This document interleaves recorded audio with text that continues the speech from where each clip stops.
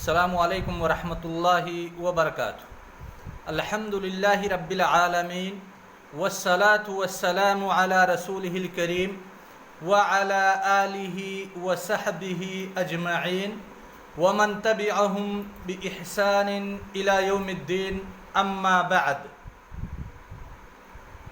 عزیز طلباء، ناظرین اور سامعین،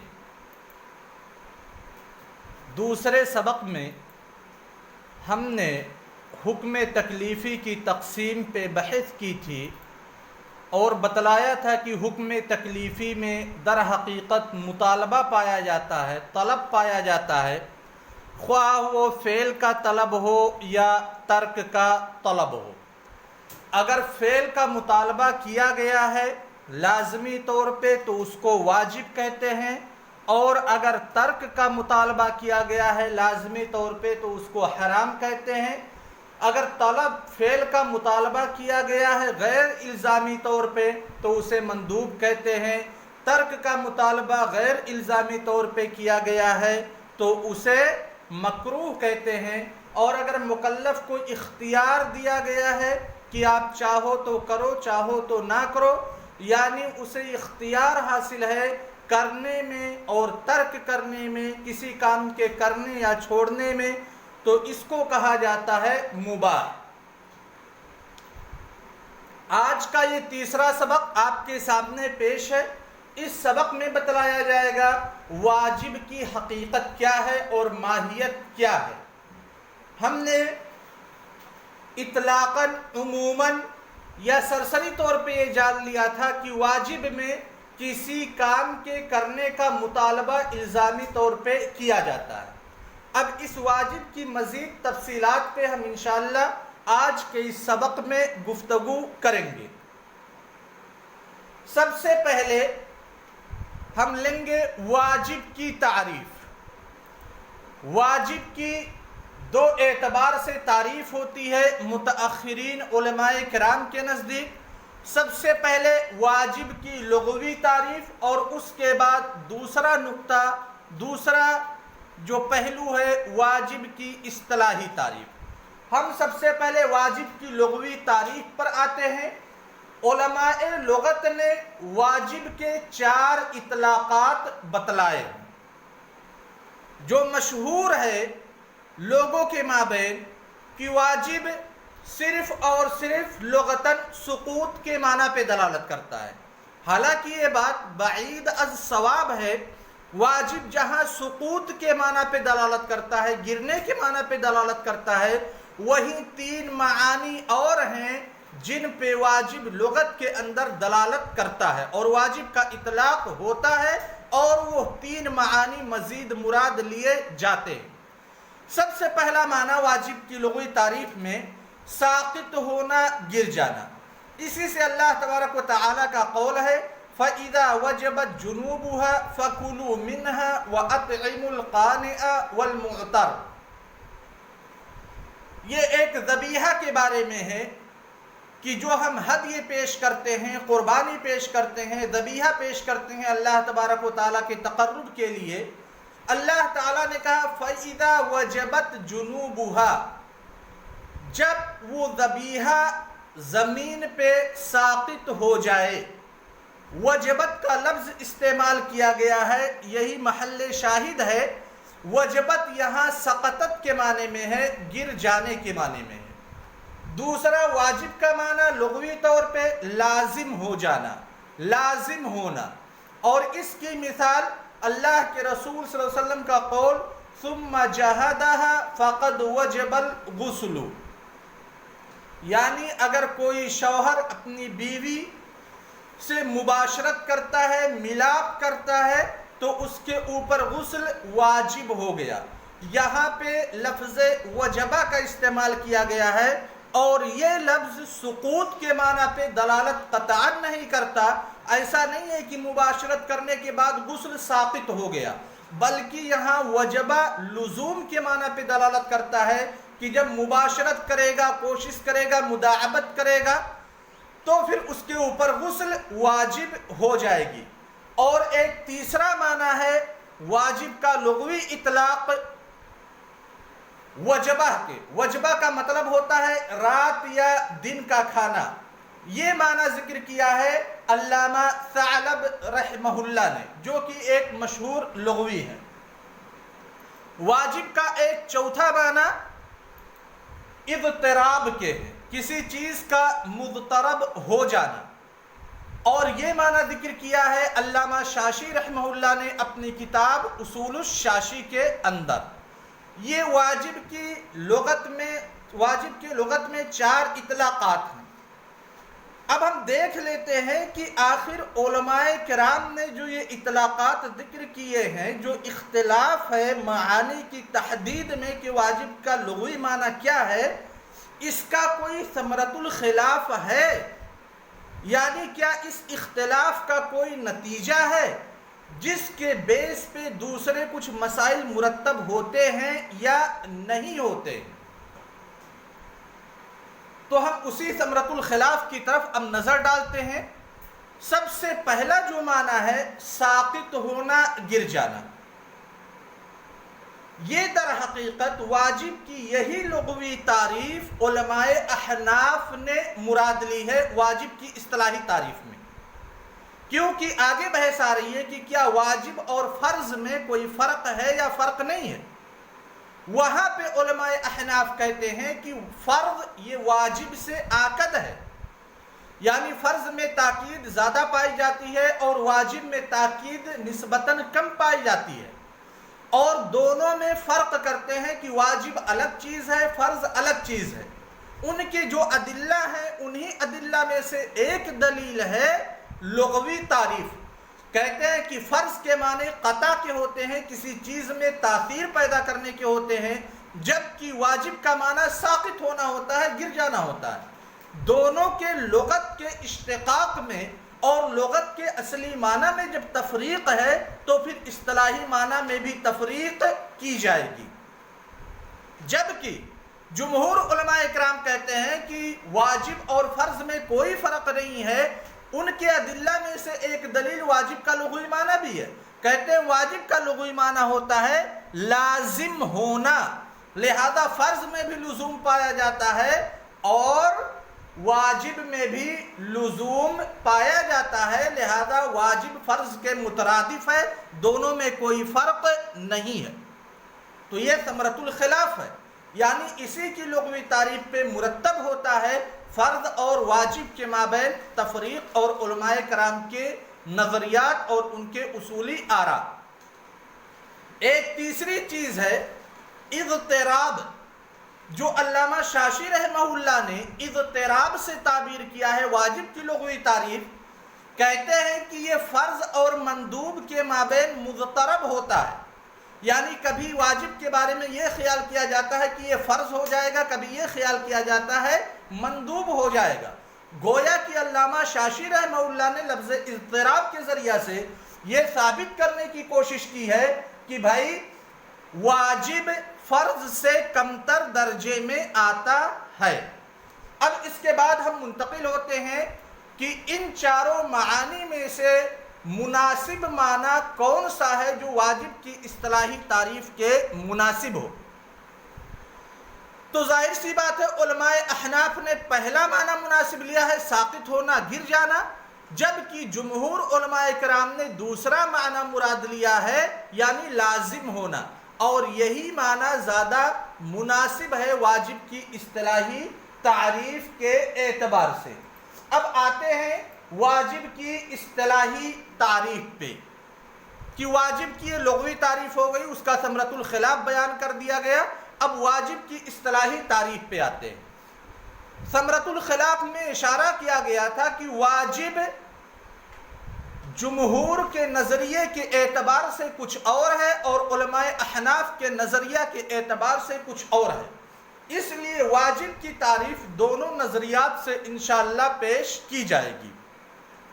واجب کی تعریف میں پہلا نظریہ جمہور علماء کرام کا ہے، جبکہ دوسرا نظریہ علماء احناف کا ہے۔ جو جمہور علماء کرام کا نظریہ ہے اس میں بھی واجب کی اصطلاحی تعریف میں اختلاف پایا جاتا ہے۔ بعض جمہور علماء کرام میں سے ایک طبقہ واجب کی تعریف کرتا ہے واجب کے حد کے اعتبار سے، یعنی واجب کی ذاتیات کے اعتبار سے واجب کی اصطلاحی تعریف جمہور علماء کرام کا ایک طبقہ پیش کرتا ہے، اور جب واجب کی ذات کے اعتبار سے واجب کی تعریف کی جائے گی تو اس کی تعبیرات میں بھی علماء کرام کے اختلافات ہیں، جبکہ دوسرا جمہور کے نظریہ ہی میں سے دوسرا جو طبقہ ہے وہ واجب کے رسم کے اعتبار سے واجب کی تعریف کرتا ہے، یعنی واجب کے ذات پہ بحث نہ کر کے بلکہ واجب کا ثمرہ دیکھتا ہے کہ واجب کا ثمرہ کیا ہے، فائدہ کیا ہے، اس رزلٹ ثمرہ اور فائدہ کے اعتبار سے واجب کی تعریف کی گئی ہے، اور اس تعریف کی تعبیر میں بھی علماء اصول فقہ کے نزدیک اختلاف پایا جاتا ہے، اور جو بھی انسان اپنے منہ سے جو بات نکالتا ہے اس کا در حقیقت کوئی نہ کوئی مقصد ہوتا ہے، خواہ ہم اس مقصد کو کی گہرائی تک پہنچ پائے یا نہ پہنچ پائے۔ جہاں بھی تعریفات میں، اصولی تعریفات میں اختلاف ہوتا ہے اس کے پس پردہ کوئی نہ کوئی راز مضمر ہوتا ہے، اگر ہم گہرائی سے مطالعہ کریں گے تو اس راز مضمر تک پہنچ جائیں گے، جیسا کہ انشاءاللہ آگے آ رہا ہے۔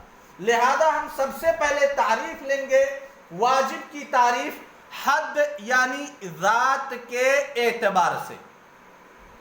سب سے پہلی تعریف اس میں کی گئی ہے کہ شریعت نے جس کے کرنے کو لازمی طور پر طلب کیا ہو، یہ تعریف علامہ راضی رحمہ اللہ نے نقل کیا ہے المحصول کے اندر۔ دوسری تعریف ہے وہ فعل جس کے کرنے کو لازمی طور پہ حکم دیا گیا ہو، اس تعریف کو اختیار کیا ہے علامہ شنقیطی رحمہ اللہ نے مذکرہ فی اصول الفقہ کے اندر۔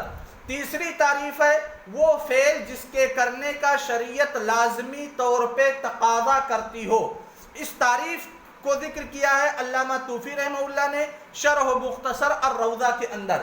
چوتھی تعریف ہے شارع کی جانب سے کسی چیز کو لازمی ٹھہرا دینا، یہ تعریف اختیار کیا ہے علامہ ابن عقیل حنبلی رحمہ اللہ نے، جس کو ذکر کیا ہے ابن النجار حنبلی رحمہ اللہ نے شرح الکوکب المنیر کے اندر۔ یہ چار تعریفات ہمارے سامنے، ان تعریفات میں اگر ہم دیکھیں ظاہری طور پہ کوئی فرق نہیں نظر آ رہا ہے، لیکن اگر ہم باریک بینی سے دیکھیں گے تو فروق بہت سارے ہیں۔ انہی فروق ان تعریفات میں اختلاف کے اسباب اور اوجہ اختلاف پہ ہم انشاءاللہ مختصر گفتگو کرتے ہیں۔ سب سے پہلی تعریف جو علامہ راضی رحمہ اللہ کی ہے، شریعت نے جس کے کرنے کو لازمی طور پہ طلب کیا ہو۔ علامہ شنقیطی رحمہ اللہ نے لفظ شریعت کو ہٹا دیا، کہا وہ فعل جس کے کرنے کو لازمی طور پہ حکم دیا گیا ہو۔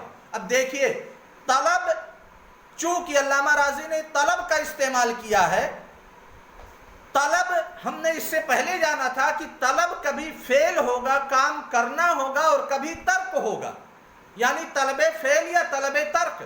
لہذا طلب میں احتمال ہے کہ وہ طلب فعل ہے یا طلب ترک ہے، لہذا علامہ راضی رحمہ اللہ کی تعریف راجح نہیں نظر آ رہی ہے، جامع نہیں نظر آ رہی ہے، مانع نہیں نظر آ رہی ہے، کیونکہ طلب میں جہاں واجب آ جائے گا وہیں پہ حرام بھی آ جائے گا، کیونکہ طلب اگر فعل کا مطالبہ ہے لازمی طور پہ تو وہ واجب ہے، اور اگر ترک کا مطالبہ ہے لازمی طور پہ تو وہ حرام ہے۔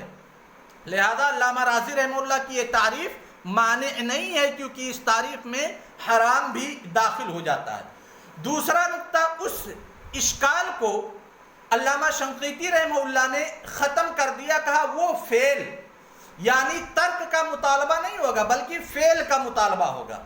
اور تیسرا نقطہ، علامہ راضی رحمہ اللہ نے لفظ شریعت کا استعمال کیا، علامہ شنقیطی رحمہ اللہ نے لفظ شریعت کا استعمال نہیں کیا۔ اس کی ایک خاص وجہ ہے کہ واجب صرف شرعی احکام پہ منطبق نہیں ہوتا ہے، اگر مکلفین کے احکام ہیں اس پہ بھی واجب کا ہم اطلاق کر سکتے ہیں۔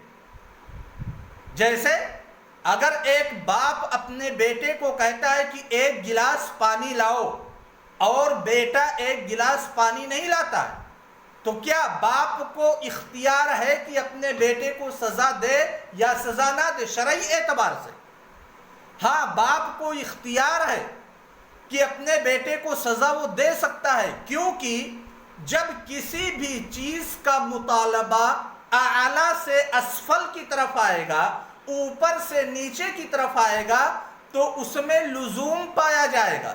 باپ نے مطالبہ کیا اپنے بیٹے سے پانی لانے کا، یہ امر کہلائے گا، امر وجوب پہ دلالت کرے گا۔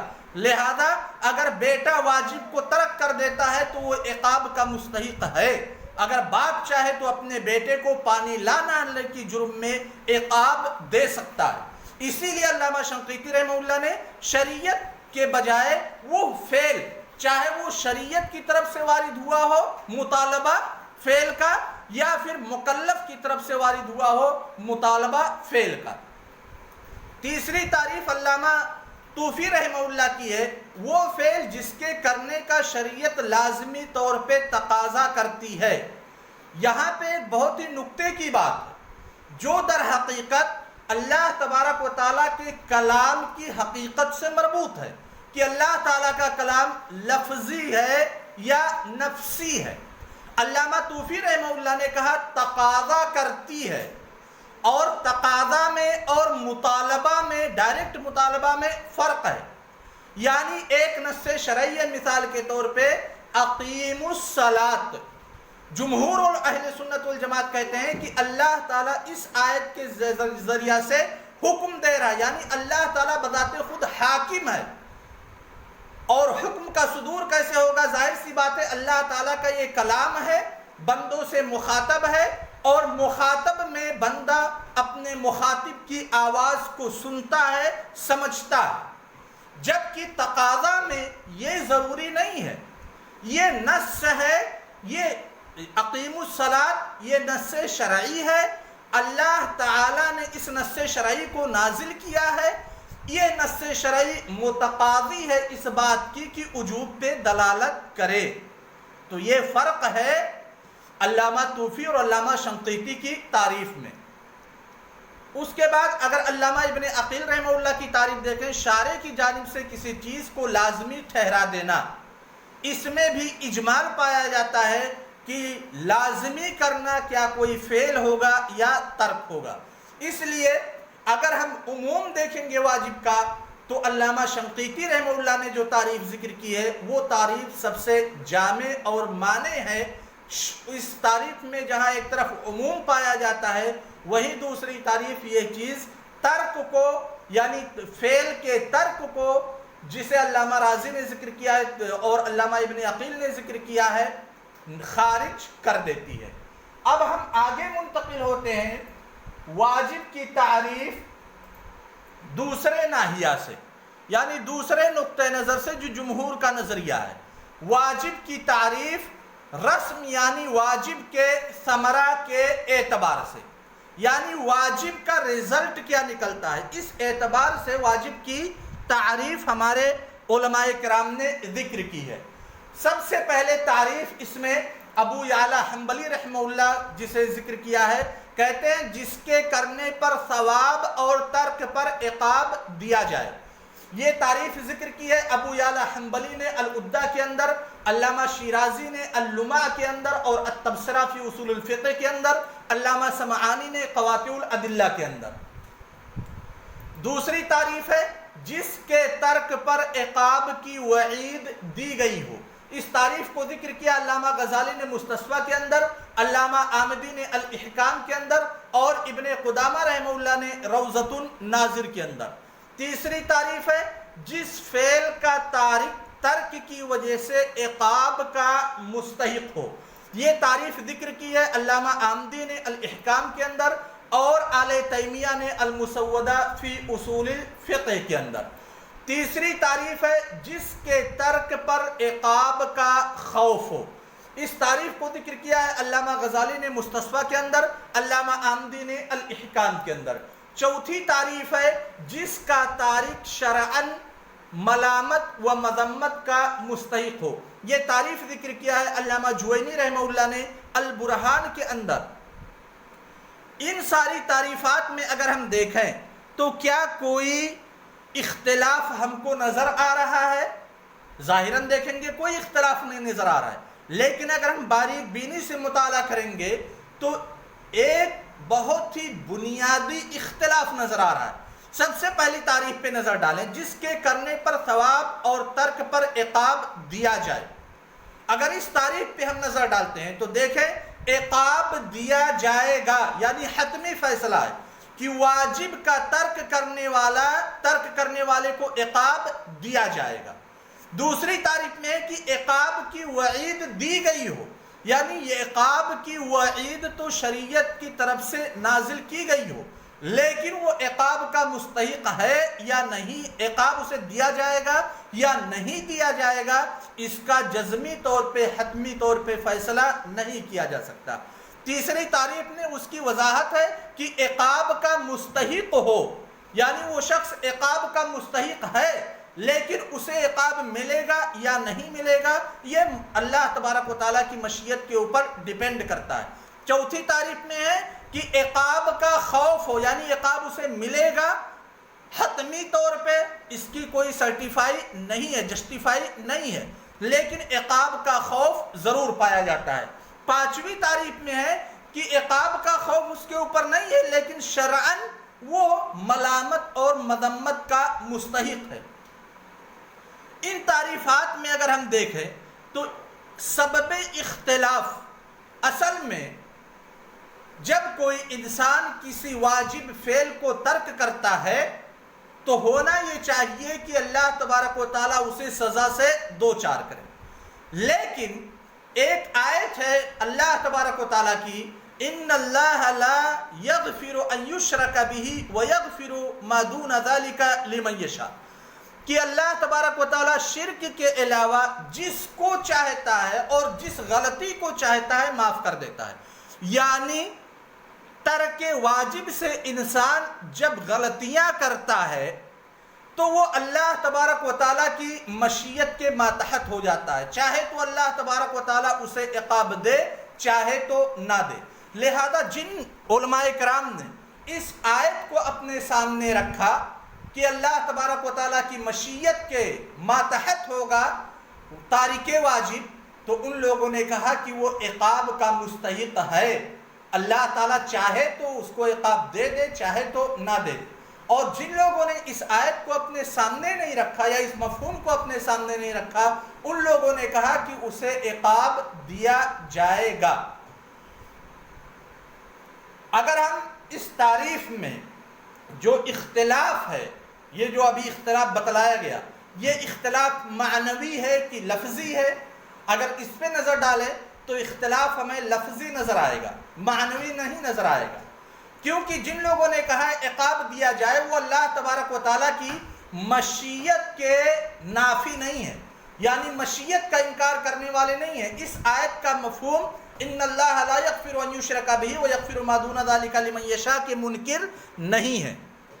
اور جن لوگوں نے کہا ہے کہ اللہ وہ عقاب تارک واجب عقاب کا مستحق ہے، وہ لوگ یہ نہیں کہتے ہیں کہ اللہ تعالیٰ اس کو عذاب نہیں دے سکتا۔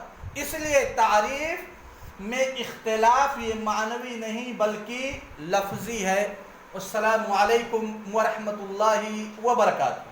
اب اگلے درس میں چوتھے درس میں منتقل ہوں گے واجب کی تعریف علماء احناف کے نزدیک، اور پھر فرض اور واجب میں فرق کیا ہے اس کا انشاءاللہ مختصر جائزہ لیں گے۔ اگر آپ کے سامنے آج کے درس میں پیش کیے گئے مواد اور معلومات کے تعلق سے کوئی اشکال نظر آتا ہے تو آپ کمنٹ باکس میں لکھ سکتے ہیں، اور مکمل طور سے انشاءاللہ اس کا تشفی بخش جواب دینے کی کوشش کی جائے گی۔ السلام علیکم ورحمۃ اللہ وبرکاتہ۔